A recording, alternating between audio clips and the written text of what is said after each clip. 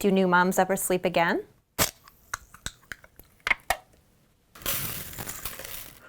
Sure.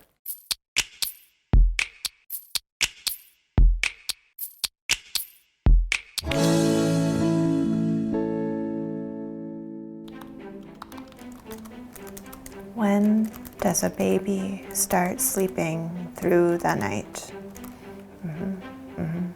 How much does a night nanny cost? No. Red Bull effects on breast milk. Ooh, no. The most annoying symptom of pregnancy, other than the nausea, the indigestion, the heartburn, the tendency to pee when you bend over, and the hemorrhoids, hey girl, is probably the unsolicited advice. And when I was pregnant, I heard it all. That was terrible advice. Terrible advice. But by far, people's favorite topic to torture me with in those last very sweaty months of my pregnancy was sleep. And it wasn't really advice so much as a single, repeated, and terrifying refrain. You'll never sleep again. Why do people feel the need to tell this to expecting parents? I knew what I was getting into.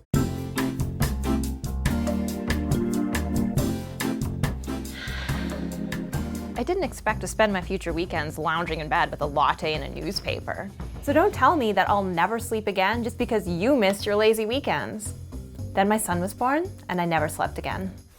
I'm sleeping. No, you're not. Newborns, also known by their scientific name, cry-faced McShitpants, vaginus ruinus, fingernailless razorus.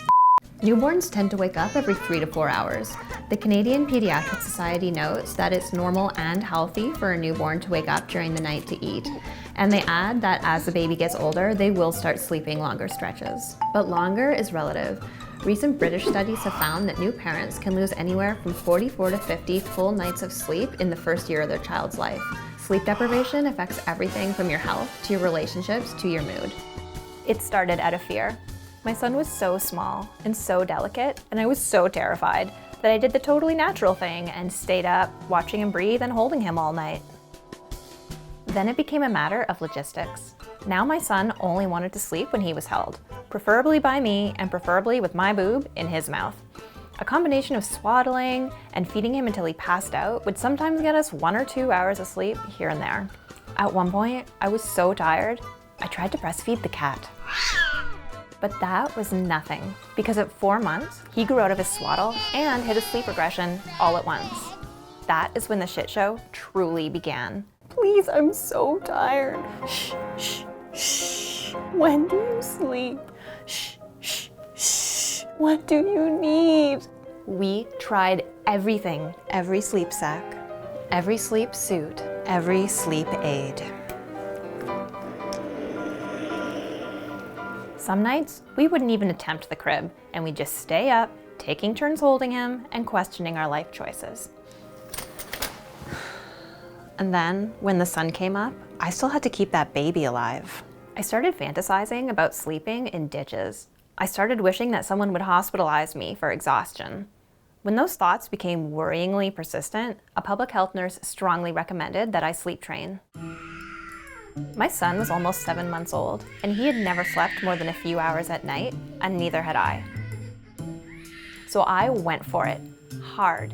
Balls to the wall, no looking back, do or die, sleep training. And it was fucking awful. Night night, buddy.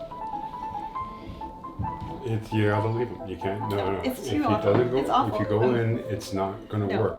No, when you we go need in, to you ruin the sleep. When you go in, you ruin the sleep training. We'll just have to start again. The first thing those looking to judge, and I know some of you probably are, need to understand is that sleep training does not mean abandoning your child to cry alone in a dark room. It means teaching your baby to fall asleep on their own and getting them used to schedules and routines to signal that it's bedtime. just go to bed! There are a variety of methods to do this. And yes, many of them involve letting your baby cry for short periods of time while they get used to the idea.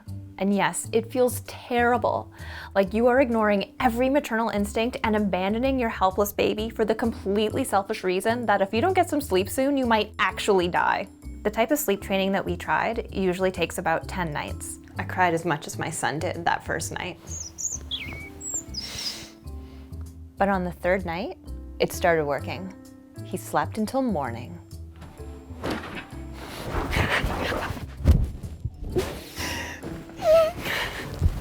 Not all babies are terrible sleepers. Not all parents will want to sleep train. And what works for one baby will not necessarily work for another. But I think it's time to abandon the narrative that all parents need to be chronically sleep deprived. Maybe instead of telling new parents that they'll never sleep again, we should be encouraging them to do whatever they need to survive those first few months with a newborn. I still don't sleep as much as I should.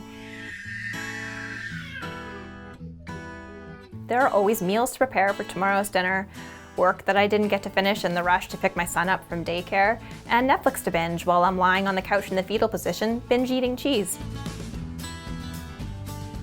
Plus, every time my son is teething, growing, sick, or the wind changes direction, everything goes to shit. But now, when I lie in bed at night, the only thing keeping me awake is the weight and responsibility of trying to raise a small human, and hoping I don't mess him up too much. Night-night, Sammy. Time to go to sleep.